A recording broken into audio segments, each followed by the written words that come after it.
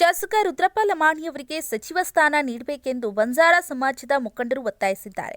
ವಿಜಯಪುರದಲ್ಲಿ ಪತ್ರಿಕಾಗೋಷ್ಠಿಯಲ್ಲಿ ಮಾತನಾಡಿದ ಮಾಜಿ ಶಾಸಕರಾದ ಮನೋಹರ್ ಐನಾಪುರ್ ಅವರು, ಬಂಜಾರ ಸಮಾಜ ಲಕ್ಷಾಂತರ ಜನರಿದ್ದಾರೆ.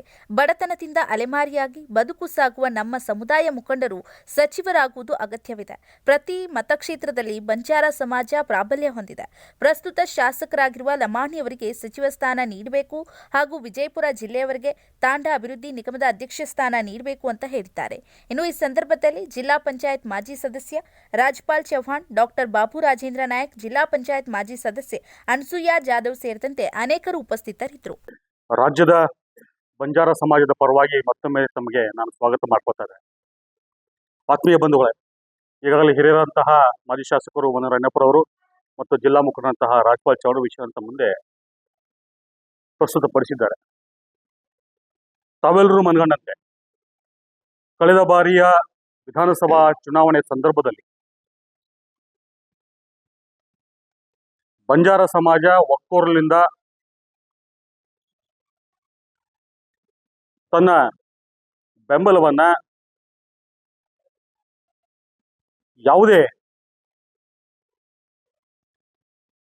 ಕಂಡೀಷನ್ಸ್ ಇಲ್ಲದೆ ಕಾಂಗ್ರೆಸ್ ಪಕ್ಷಕ್ಕೆ ಕೊಟ್ಟ ಫಲವಾಗಿಯೇ ಇವತ್ತು ಕಾಂಗ್ರೆಸ್ ಪಕ್ಷ ಅಧಿಕಾರವನ್ನ ಮತ್ತು ಸರ್ಕಾರವನ್ನ ಸ್ಥಾಪಿಸಿ ಅಂತ ಹೇಳಕ್ಕೆ ಹೆಮ್ಮೆ ಅನ್ನಿಸ್ತಾ ಇದೆ. ಜೊತೆಗೆ ಸಮಾಜದಲ್ಲಿ ನೋವು ಕೂಡ ಇದೆ. ಇಷ್ಟೆಲ್ಲ ಒಕ್ಕೊರಲಿಂದ ನಾವು ಸಹಕಾರ ನೀಡಿದಾಗ ಕೂಡ ನಮ್ಮನ್ನ ಎಲ್ಲೋ ಈ ಸರ್ಕಾರ ಮತ್ತು ಪಕ್ಷ ಕಡೆಗಣಿಸ್ತಾ ಅಂತ ನೋವು ಇಡೀ ರಾಜ್ಯದ ತುಂಬ ಇವತ್ತು ಹೇಳ್ತಾ ಇದೆ. ಮಾಧ್ಯಮಿತ್ರರ ಸಮ್ಮುಖದಲ್ಲಿಯೇ ಹಲವಾರು ಭಾರತೀಯ ಜನತಾ ಪಕ್ಷದ ಪರಾಭವಗೊಂಡ ಶಾಸಕರುಗಳು, ಮಾಜಿ ಶಾಸಕರುಗಳು ತಮ್ಮ ಅಳಲನ್ನ ತೋಡ್ಕೊಂಡಿದ್ದಾರೆ.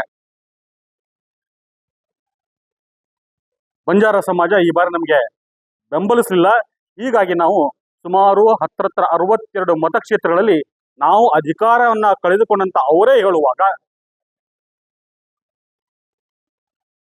ಇಷ್ಟೆಲ್ಲ ನಾವು ಬೆಂಬಲವನ್ನ ಕಾಂಗ್ರೆಸ್ ಪಕ್ಷಕ್ಕೆ ಕೊಟ್ಟಾಗ್ಯೂ ಕೂಡ ಕಾಂಗ್ರೆಸ್ ಪಕ್ಷವನ್ನ ಅಧಿಕಾರ ತರುವಲ್ಲಿ ಮಹತ್ತರವಾದ ಪಾತ್ರವನ್ನ ಬಂಜಾರ ಸಮಾಜ ವಹಿಸಿದ್ದಕ್ಕೂ ಕೂಡ ಯಾಕೆ ತಾರತಮ್ಯ ಅಂತ ತಮ್ಮ ಮುಖೇನ ಕಾಂಗ್ರೆಸ್ ಪಕ್ಷದ ಹೈಕಮಾಂಡ್, ರಾಜ್ಯದ ಪ್ರಸ್ತುತ ಮುಖ್ಯಮಂತ್ರಿಗಳಾದ ಸನ್ಮಾನ್ಯ ಶ್ರೀ ಡಿ ಕೆ ಶಿವಕುಮಾರ್, ಮಾಜಿ ಮುಖ್ಯಮಂತ್ರಿಗಳು, ಅಹಿಂದ ನಾಯಕರು, ಸಮಾಜಕ್ಕೋಸ್ಕರ ಶ್ರಮಿಸಿದಂತಹ ಸನ್ಮಾನ್ಯ ಶ್ರೀ ಸಿದ್ದರಾಮಯ್ಯವರಲ್ಲಿ ಪ್ರಶ್ನೆಯನ್ನ ಕೇಳಕ್ಕೆ ಇಚ್ಛೆ ಪಡ್ತೇವೆ. ಸಮಾಜ ಇಷ್ಟೊಂದು ಒಕ್ಕೂರಿಂದ ಬೆಂಬಲ ನೀಡಿದಾಗೂ ಕೂಡ ಕಳೆದ ಲೋಕಸಭೆ ಚುನಾವಣೆಯಲ್ಲಿ ನಮ್ಮನ್ನು ಸಂಪೂರ್ಣವಾಗಿ ಕಡೆಗಣಿಸಲಾಯಿತು. ಯಾವುದೇ ವಿಧಾನ ಪರಿಷತ್ತಿನ ಚುನಾವಣೆಗಳು ಬಂದು ಕೂಡ ಪ್ರಾತಿನಿಧ್ಯ ಕೊಡುವಂತಹ ಒಂದು ಪ್ರಯತ್ನ ಆಗಲಿಲ್ಲ. 72 ನಂತರ ರಾಜ್ಯಸಭೆಯಲ್ಲಿ ನಮಗೆ ಕೇಳಲು ಕೂಡ ಇಷ್ಟೆಲ್ಲ ನೋವನ್ನ ಸಮಾಜಕ್ಕೆ ನೀಡಿದ್ರೂ ಕೂಡ ಸಮಾಜ